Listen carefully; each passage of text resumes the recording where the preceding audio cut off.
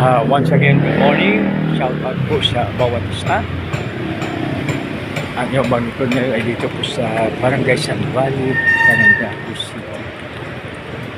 So, wala yung may bahay makibigan, kaya ang iyong maglingkod po ang siyang na grocery na pwede naman po ngayon dahil sa ating tinatawag na ganod, gender and development. Na ang magawa ng babae ay pwedeng gawin din ng lalaki, no? Maglaba. So, mayroon akong friend na sabi niya sa akin, alam mo, lahat na ayaw gawin ng asawa, ginagawa. Sabi ko, ano po yun? Sabi niya, pag ayaw niya paglabas, siya daw naglalabas.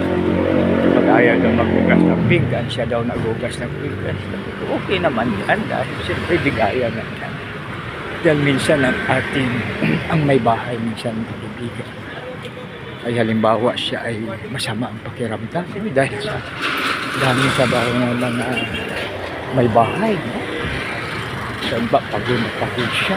So, siyempre, ang pinaka the best na gagawin doon ay magpahinga po muna, no?